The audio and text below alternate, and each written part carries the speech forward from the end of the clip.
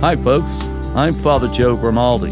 You can call me Joe, and I'd like to welcome you to my podcast. But now, here's our host and friend, Ken Calvert. I like the way I sound, and how about you? Well, do you like the way I sound? I do. Well, we're on. I like the way you roll. Well, as a holy roller, I have to roll. That's right. I'm Ken Calvert, the rock and roller. And here's me, the holy roller. That's right, Father Joe. Father Joe, good to hear you. Good to see you. Good to see you as well. I sent this to you last night via email, and I don't know how excited you are about this, but I was thinking about, how do I humanize this guy beyond what he's already done? We basically all know about Father Joe Grimaldi. We know so many different areas, angles, and aspects of your life. So I just had to write up a little list, and I'm going to throw them at you, and you can answer or you can say pass. We'll pretend it's a little game show, okay? Okay, we're ready. All right, it's like... How many points per question, though? That's the thing. God will decide that later. Okay. How do you like that? God will decide that later. I'm going to start with this, without overstating the obvious. Yeah. Who's your hero? Who was your hero? Who inspired you? Who do you most... Forget about it, Ken. Make it simple. Who's your hero? Well, my hero, and I get my inspiration really from, believe it or not, I mean, it sounds obvious, but it's not always obvious, Pope Francis. I really like his whole persona. I like the way he deals with people. He's got a pretty big job, to say the least. That's an understatement. Mm-hmm. But by the same token, he simplifies it by his love of the human person. And it doesn't matter who that human person is. He'll reach out to that human person. He will also take the deepest theological thinking and make it so that other people can understand what is being written and said. And he has that knack, that beautiful knack to make things personal. He doesn't shy away from any situation, whether it be going amidst the terrible conditions in the Middle East, or whether it be trying to shake the hands of the Orthodox patriarch or the Jewish leader in Rome. He does all of those good things, and he does it with ease, which means to me there's a certain amount, not a certain amount, there's a lot of sincerity in the way he does reach out to people. And it was the same thing when I think people remember when Trump visited the Holy See. He greeted him well. And, of course, Melania, who I believe was Catholic, well, I guess once a Catholic, always a Catholic. I think that's what they say. Yeah, born and raised or a practicing. And she speaks the languages that the Pope would understand. There was a good rapport there between himself and her. Other people might stand aside at that meeting because they feel that, these people are not Catholics. Why are they being even friendly, and why is he even being friendly with Trump, and so on? There was some political interest involved, but he doesn't do it because of the politics, and that's what I really like. I bet there are some listening right now that will say, Francis is a bit of a divisive pope. But there is no question. I have a lot of friends that don't like him at all because they feel he should probably stay away from talking about finances. That's not his realm. They don't like the way he deals with society issues. That's not his realm. But if you pick up the scriptures, particularly the New Testament, wow, Jesus Christ does the same thing. And I mean, who are we to say that's not the realm of Jesus Christ? Yeah. And so it was... it's not that he's doing anything different that the Lord wants you and me to do. Actually, when we read the scriptures, we read the Gospels, we read the parables, you can't help but think that they're addressed to you and me. Of course. The ordinary persons. Yeah. Huh? Mm-hmm. And we're supposed to follow through with that. Francis is not afraid to follow through on that. The other thing I really like about him is simplicity. If you notice the way he dresses, simplicity. He wears the ordinary black shoes that all other Jesuits would wear. He takes on the very simple type of vestments, nothing extraordinarily elaborate. Obviously, he is Pope, and therefore they're going to make sure they're extra nice. But by the same token, he's not going to want people to spend an abundance of money on vestments. Huh?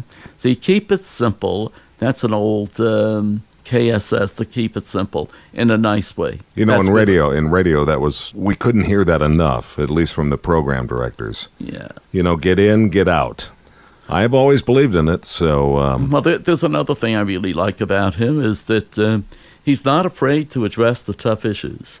And when he doesn't know the answer, he seems to say, well, it's not me. You know, it's the Lord that makes the decision. I'm not going to judge. Now, he's been criticized a lot for doing that because it gives the impression that he is for whatever the questionable discussion was.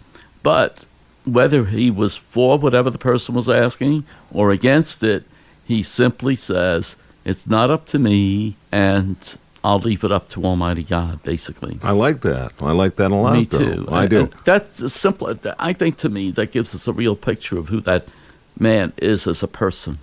He seemed to instantly start to unify everyone, not just Catholics. People seemed to be worldwide drawn to this man. He seemed to just be and represent all things good. Yeah. So I think everybody can relate to what he says. Yeah. And I think that people should probably pay more attention to what he says. Yes. I agree. And make a point of reading what he says, because he delivers a remark each and every day, as I've learned from picking up on all of this in the past year. Yeah, I believe we should study what he says, basically. All right, well then, we now know that, and a very good one for you. I was thinking about you, and by the way, you're very similar in that way with Francis, in terms of telling me on occasion, I don't know, I can't answer that, and I appreciate that. Well, I'd much more appreciate somebody saying, I'm not prepared to answer that right now, but let me look into it, and let me see if I can find an answer for you. Sure. I think that's really strong, Joe. Well, thank you. Making it a little lighter at this point. As a kid, as a young Joe Grimaldi growing up in the Bronx, what was your favorite thing to do as a kid growing up?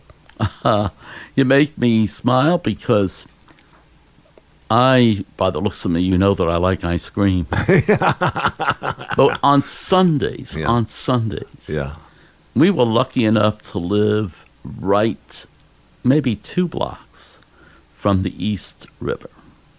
And so our ritual on Sunday was that the whole family, mother, father, and my 2 brothers, the 3 of us, would walk towards the river. And we would watch the boats go by, the barges go by, whatever was going by on the East River. And we spent time together doing that. And it was usually around, it was probably late, but it didn't seem late because the sun is out in the summertime for a long time. So probably around 8 o'clock. And so this was following church or just sometime? Evening. In the evening, early okay. evening, around 8 o'clock or so. But then right after that, on the way home, we were just 2 blocks away, but there was a little ice cream parlor, which in those days were common, where they had the little round tables and, you know, those chairs that have the twirly backs. Absolutely. And so we would either get a sundae or we would get a banana split. I still remember that. And enjoy that to the nth degree. Sure. I have wonderful memories of that. And to this day, one of my weaknesses, besides chocolate, and I have many weaknesses, ice cream would do it. It's a great guilty pleasure, and that's one of my questions that I probably won't have to ask you now because I think I already know, but maybe we can come back to that. Now, I asked you this before, and you just said it depends upon what the most recent one was, and I'm talking about, do you have a favorite movie? Okay, so speaking about movies and novels, let me put it this way. Oh, you're going to combine my next one, too? I would like to combine All right, those. so we'll combine movies and novels. Yeah. Okay. I can't say that I have a real favorite one. Okay. All right. However, adaptation from a novel to a movie? Well, no, but on Christmas, for example, at least the whole Christmas season, It's a Wonderful Life. Oh, come on. Who can't love it? Yeah. And that's what I say. Everybody loves that movie. You can't go wrong with that movie. Also, I think the man who directed it, Frank Capra, who's from the same town in Italy as my family is from, my mother is from. People don't scream at the speakers if I'm wrong, but I think it was something like Frank Capra. It is. Of course it is. Yeah. Okay. Yeah, and so basically, he does a lot of that kind of movie that's emotional, highly emotional. Well, Italians were emotional, there's no question. But basically, it's a Wonderful Life. I don't know if that's the kind of thing people would respond as their favorite movie. And that, as far as novels are concerned, let me put it this way. When I am traveling, that's the only time I really have time to read novels. I call them airplane books. Okay, The one that I've always liked is Jonathan Kellerman. It's just alive. It's a real page turner, which you need when you're traveling, waiting in the airport before the takeoff time, and then maybe the few chances you get to read during the flight, and then waiting for other things afterwards. So Kellerman would be a great page turner for me. I don't know his area. Coben is another one, mysteries. Oh, okay, so you like mysteries. Yeah, and I do like mysteries. Yeah. The other one is Harlan Coben. I like his as well. They're both two very, very popular novelists dealing with, the usual mystery type thing. Yeah. But it's great because they're fast page turners, let me put it that way. So let's move on now. You must have, and I have an assumption, but let's just say that I would think it would be Italy. But what is your favorite place to visit? And live. And live. If you had a chance to just visit and live there. Let me say this. I have been very fortunate in my life. You have. I've lived in some of the most beautiful cities of the world. Yeah. I lived in Honolulu. Yeah. I lived in New York City, Bloomfield Hills. I lived in Rome, Washington, D.C. These are all beautiful cities, exciting cities, and things where there's a lot of activities. So, to answer your question, I would say that my favorite place to visit is New York City. And I'll tell you why. Okay. I love to walk. And so New York, you could walk for miles and miles and miles and just keep thinking of whatever it is that you want to think about. You don't even need one of those, what do you call those radios that you put in your ear and so on and so forth. That would be like an, earbuds, something earbuds, you may want to look into. And streaming music, iTunes. Whatever, but I just like to walk and enjoy the area always whenever we'll get with you after the program about how easy that is to enjoy. But once you get back to see what's new, what's changed, and so on. So you get a whole different view of the city every time you go. But I think New York is a fascinating city to visit. Now, if I had lots and lots of money, I wouldn't mind living there part-time. But that's not the way it works in my life. So a place to live, I don't think you could beat where I'm living right now. It's a very beautiful area that's accessible to a lot of the entertainment activities that there would be in the city of Detroit. I live very close to a main street, which taking it north would get me one place, taking it south gets me to another place, but in a very nice areas. Sure. It's a peaceful street. It's a place where I feel at home. It's a neighborhood place, if that makes any sense. It's a place where people are friendly, people say hi, and so on and so forth. It's certainly one of these things that I really enjoy. We only get to see our neighbors probably about 6 months out of the year. But it is my favorite place to live. New York, that. Oh, you like it here the best. Oh, yes, to live. It seems that you've managed to come back here all the time. But to live. And it all started as a brother at Brother Rice High School. And I do enjoy visiting New York primarily. However, would I be foolish? Of course, if I didn't say I enjoy visiting Honolulu, which is a second home for me. It is. Because it is my diocese. And you're incardinated by the Diocese of Honolulu. And then, of course, visiting Man, I'm learning. Washington, D.C. is another place. There's lots of places where I would love to live, but and visit, I should say. A lot of tough days in a priest's life. Tons of them, I would think. I would think there are some really, really rough days.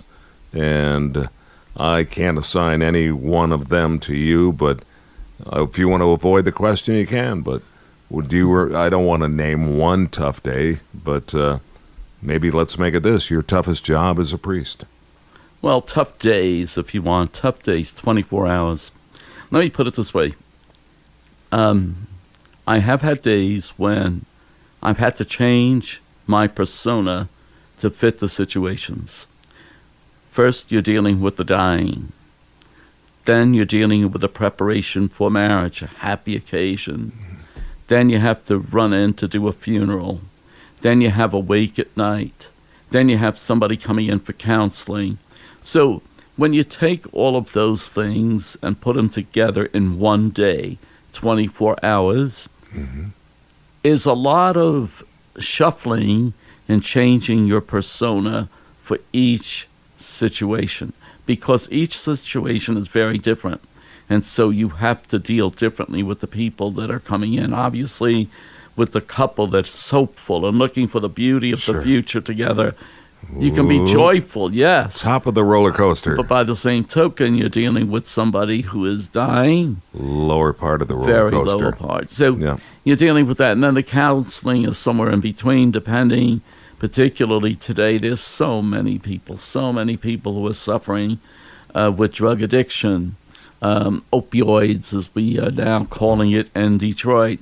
There's a great number of people thinking suicide, which is, all of these things, when you face the individuals involved in all of those things, you have to adapt yourself to them. I would think you would be emotionally spent at least 2 or 3 days, if not every day, at the end of the day. When you put your head on your pillow, I bet you just kind of take a deep breath. I don't have a problem falling asleep. I rest my case, Your Honor. But I do, as I say, any of those, in any one day that's like that, not all of them are like that, thank God. Yeah. But in any one day that's like that, you are spent emotionally. I bet. No question. I bet. But, when you think about the other days, I am certainly blessed. I mean, saying Mass for a wonderful group of people who have a lot of faith. Yeah. Boy, that's an energizing thing for me to see the faith in these people. I may not agree with the way they practice their faith. It might be different from the way I do, but I'm impressed and I'm energized by their faith, which gives me the will to get better and to continue and to persevere in my vocation. All right, ending on a super light note, and I hate to embarrass you, do you have a moment where you would just say, well, I don't believe I wanted that to happen? You know that I was a brother for many years teaching. A Christian brother. And in the early days, we wore habits. Yes. And the habit we wore was what we call the Jesuit habit because it had a black cincture. Yeah, it did, yes. Yes, on the side and so on. It fell to the side. It was like a black cassock with a cincture. But anyway, one of the tricks of teaching in those days, because when you walked into a classroom, with a high school group of kids getting ready to have to sit down and listen, there'd be a lot of noise and a lot of interaction among the kids. So one of the tricks would be slam the door behind you. Not horribly, but slam it so it would be heard by everyone. And then all of a sudden, everybody would be quiet. Right. Well, one day, I rush in. Yeah. I slammed the door and rushed to my desk. half my habit was torn because part of it got stuck in the door, and I was running towards the desk, and I'll never forget that. It's something that I laughed at, but it did happen. It's the honest to God truth, and in any case. Let me ask you, the kids in the classroom had to let you have it. They couldn't stop laughing. Yeah, right. They couldn't. And I couldn't get upset with it either because Absolutely. I was laughing too. Yeah. Wow. There were so many great moments at Brother Rice like that, but unfortunately, I wasn't there to witness it. What's one of the items yet to be satisfied on your bucket list? I think I know because you talked once about that walk. That's one of them. Yeah, doing the walk. It's called the Camino, where you start somewhere in France maybe and then go over to the Basilica in Spain. But along the walk, you get to meet all sorts of people. It's a very spiritually uplifting type of walk that you do. That's certainly one of the things I would like to do before I go to my new home in heaven. Okay, and it's going to be a nice place, by the way. They tell me I've heard from positive sources that that's going to be a nice joint for you. Well, I hope so. Yeah, I'm looking forward to it. Not really, not immediately. But you don't want to jump out of an airplane. Not right now. You don't want to. You don't want to climb a mountain. But if it happens, it happens. Okay. No, I know what you mean. No, I really don't have the desire to go up Mount Everest or anything of that sort. I think maybe I would like to someday visit India. Oh. I was fascinated in Rome that there were so many Indian priests and nuns. Well, go to find out.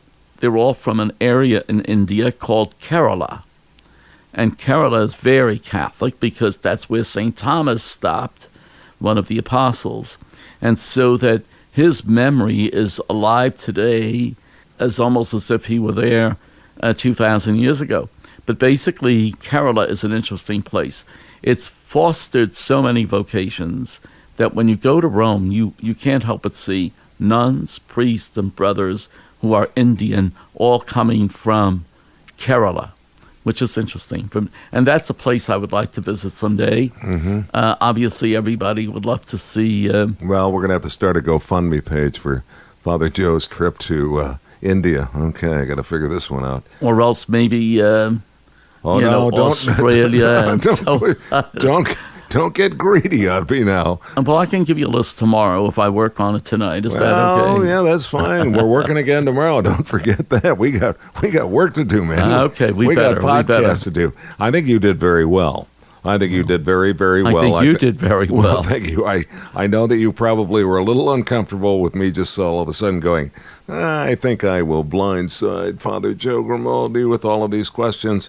But you did a great job. This was fun. I had a good time. Hope you did too. Yeah. And I hope the listeners did as well. Want to thank you all for listening. Enjoy the rest of your day wherever you are. We certainly want to thank you for listening. It's the Father Joe Podcast. I'm Ken Calvert. You are Father Joe Grimaldi, and I look forward to seeing you again. This is Father Joe Grimaldi, and I look forward to seeing you next time on the Father Joe Podcast. If you'd like, you can email us.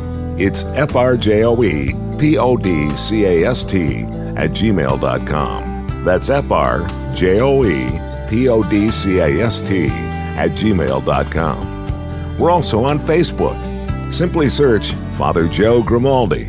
And thanks for listening, everyone.